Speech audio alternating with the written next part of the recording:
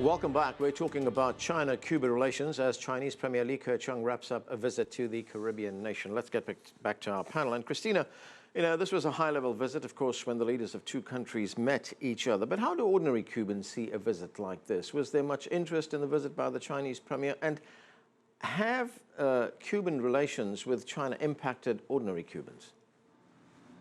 Well, a lot, actually, because a lot of the things that the government, a lot of the policies, social policies to create subsidized services are sustained with Chinese products. I'm talking about, for example, digital decoder, as I mentioned, induction cookers, public transportation. The vast majority of the modern cars that we have in Cuba are Chinese cars. The refrigerators are Chinese. So a lot of these social policies that the government still have in place to subsidize and help the Cuban people are possible because of the Chinese products. So that means that people are very interested in what these opportunities means with the visit of the Prime Minister.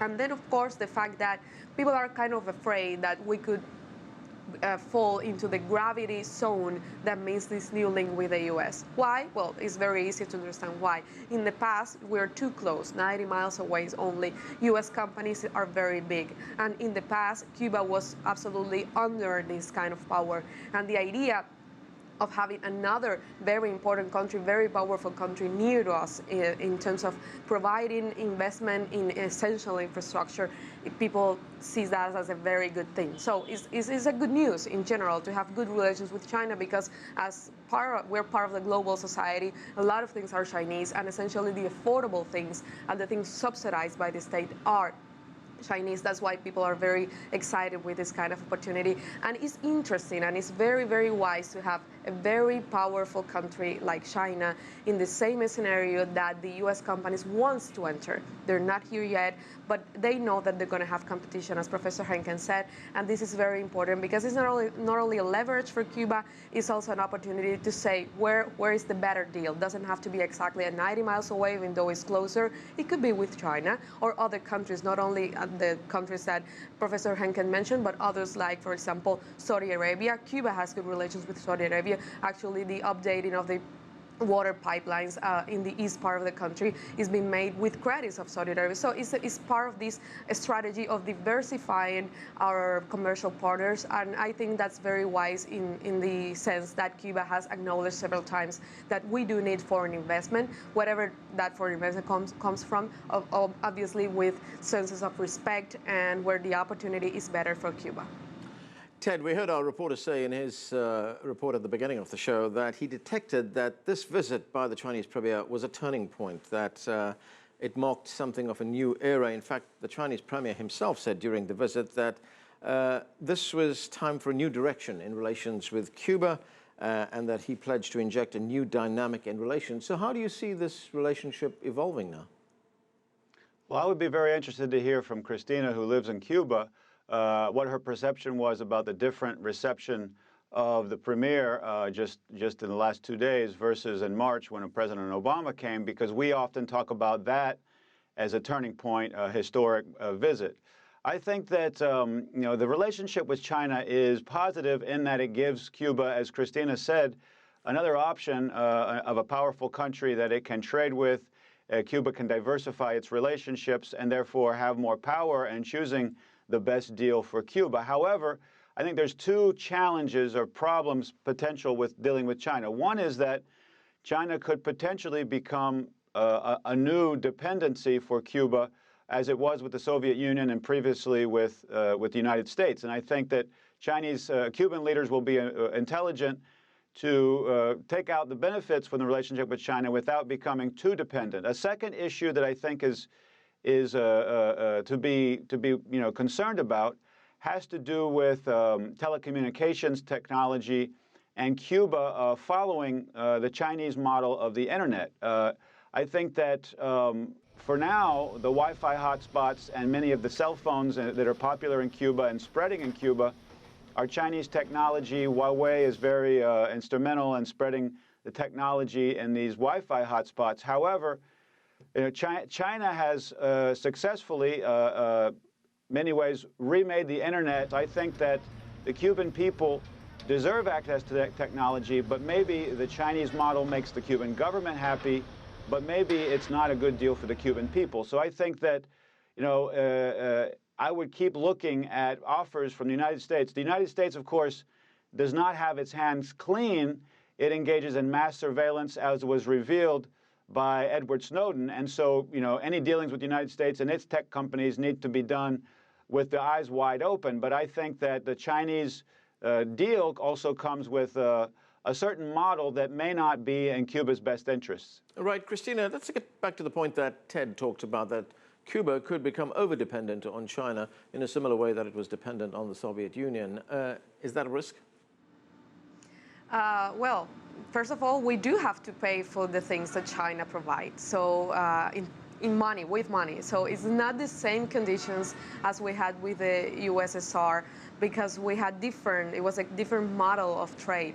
So even though we do have privileged, let's say, situation with China in terms of credit, in terms of how we pay for that, we do pay for that. So if another country brings a better option, of course, we will take the other country opportunity. So I don't see that happening. I think China has taken advantage of a situation of the embargo, because China has, let's say, go bypassing a lot of times the embargo, because of how powerful it is and how it can do it, even though sometimes even they do violate some of the legislation that extraterritorially the U.S. applies to the world, a policy that should be bilateral, but the U.S. applies that to the entire world. China has bypassed that several times, and in this case, that gives a leverage to Beijing. But I don't see that happening, because it's not the same model of trade. In any case, it's something that we could watch. And in a scenario of no embargo, of the embargo being lifted, I think that China will also receive some competition from other countries. And in what Professor Henken was saying is very interesting about internet and the model that we have. Even though it's, of course, better to use the technology and the know-how experience of China in terms of technology and accessing internet much better than doing it with the U.S., a country that is difficult for any country to trust to in this sense. I do believe that the model that Cuba is developing is very Cuban, is very related to our conditions, and now is essentially an infrastructural problem. And that's why China is so important in this sense, because Huawei and other companies' technology is important. Cuba has partnered before with other countries in technology, not having good experiences in that sense. That's why the opportunity that China provides could be interesting in terms of technology and infrastructure. I don't think the model that China uses is something that Cuba is going to copy, because the conditions and society are quite different. But there are a lot of challenges, and we could go on that afterwards. There's a lot of challenges that China faced in the past during the reforms that Cuba is facing now, as Professor Ted Henken was saying about the private sector, how big should be, how central should be in the society, is something that in any case Cuba could learn from China. Not copying the model. Copying models never works. We've lived that in our experiences, but in any case, learning from how China has solved that is very interesting.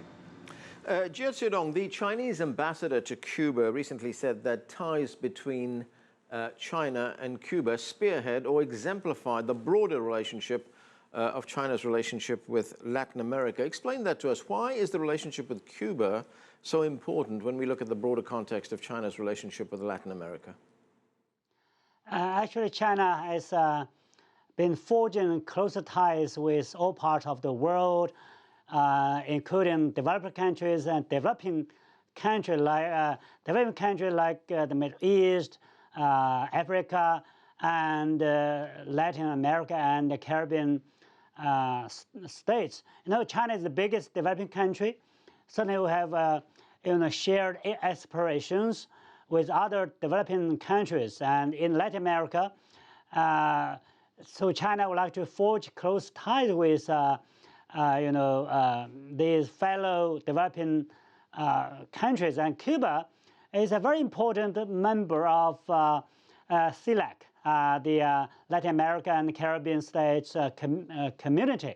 You know that China just established a forum with Latin America and Caribbean states, which actually modeled on the successful China-Africa Forum and the successful China Gulf states, Arab states forum. So And also Cuba is an important member of the non-aligned movement. So even though Cuba is a small country compared with China, it has only 11 million people, half of actually the population of Beijing. And China really attaches importance to its relation with Cuba, not only economically but also politically. And Cuba can play a bridge between China and the states in Latin America and the Caribbean states. And actually, that is what has happened in the relations between China and Cuba. And China and Cuba have very close consultations, not only on bilateral relations, but also on regional issues in that region, also in China's relation with developing countries. So Cuba means a lot of things for China, right, both bilaterally and regionally. Okay, and that's all we have time for. But